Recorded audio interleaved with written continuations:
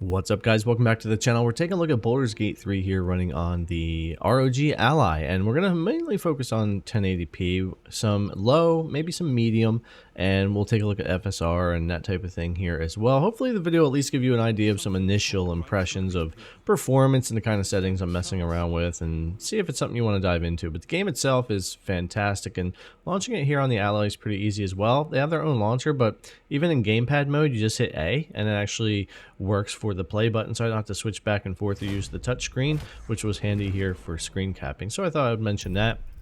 Jumping into the game itself, we'll take a quick look at the main settings I'm using, which are pretty much what I was using on Steam Deck, except we're 1080p 16:9, full screen, no VSync on. This does cause some issues in game with VSync right now. I'm just going to forego it and leave it off the game for now. Frame rate cap I'm going to leave off for this testing as well. However, I do think this game can benefit from a 30 FPS cap on any of these handhelds.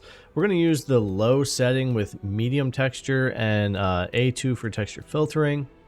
And we'll have TAA on and FSR on ultra quality, kind of where we'll wind up for most of the way I'm playing this game. And I do tend to use 20 watts as a custom setting for this as well, which works pretty good for 1080p. 15 is a little weak, as you'll see in the video. 25 the Ally definitely likes for the 1080p, but the 20 is working pretty well too. Now in camp things are really well optimized, so this isn't really indicative of other areas of the game you're going to run into that are harder to run, that you'll dip down into the 20s, but I did want to show this off.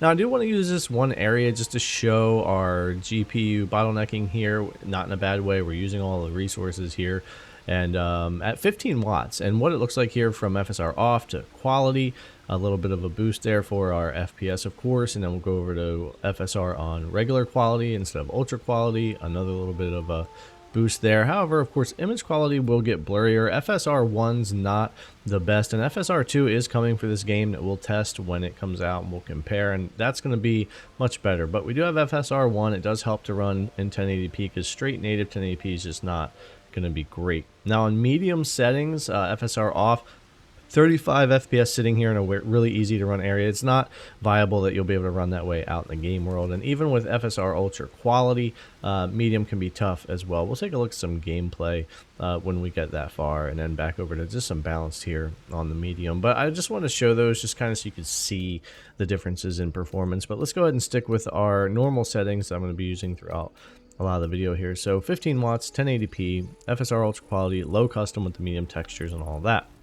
Now, the 15 watts does suffer in a lot of areas of the game, and I'm only 12 hours in or so. This game is massive. Haven't even gotten to test the great Baldur's Gate City yet, where I know performance is going to be different. So we're just taking a look at things as we can as we get throughout the game here. And 15 does suffer a bit there. Now, 20 watts, like I said, does do a pretty good job here on the Ally for the same area. It doesn't have quite the same dips down, recovers a bit faster, and works pretty well, which you would expect. The Ally loves the power. That's just the way that it is. And then at 25 watts, we then move up again, even better frame rate. And for 1080p, even with these settings, 25 watts, of course, is going to give you the best performance in handheld mode, 30 when you're plugged in. But if you want to save some battery, I'm finding that 20 is a decent middle ground between that 15 and 25. But definitely the Ally loves to eat that juice.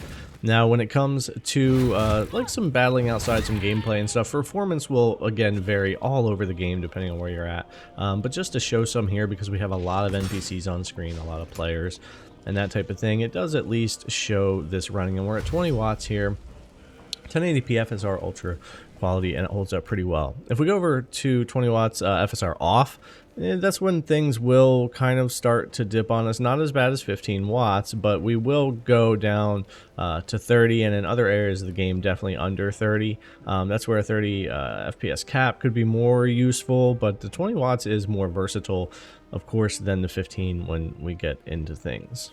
Now here with still medium FSR off, the performance obviously is very bad. And then if we're at medium with FSR on quality, it's kind of doable, but again, in other areas of the game, it's going to get pretty rough for you when you're just running medium. You'll see we even go under 30 just here. And then going back to our normal settings, at 20 watts low, everything's fine. Now, going to 15 watts, that's where things will suffer more. And we want to stay down in these lower settings, FSR on ultra quality, and you'll see in and out of menus and in combat, we do dip below 30. Again, 15 watts at 1080p is going to suffer a good bit. Even 18 is a little better. 20 works even better than that. Now 25 watts, of course, again, the Ally loves the power, so we're able to stay much higher in our frame rates, a little bit better frame times, and things are a bit smoother.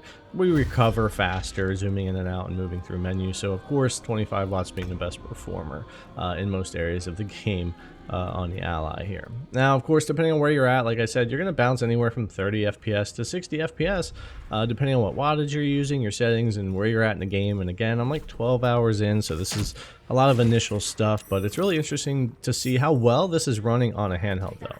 And the cutscenes and that type of thing, they transition in and out pretty well at the 20 watts, and even on the lower settings, character models and everything look pretty good. You could bump those up to medium if you want to look a little bit better and still do fine, but the presentation of these on the Ally screen looks fantastic. Now, a quick look at 720p. We'll just leave it on 20 watts because I'm not going to get deep into this, but even native 720 on medium settings, when you're really looking at it, it does look pretty blurry, and I know FSR does as well, but for me personally, the 720p is not really worth it, though it does have its uses. Just going to the 1080p lower settings is crisper, even with FSR ultra quality, and it's just a way that I personally prefer to play it. But I do realize 720p will have some advantages for some people out there, but I want to stick with 1080p myself. But I am looking forward to testing this game more in the future when FSR 2 comes out, more patches, fixing some of the oddities and textures and performance and VSync and stuff in the game.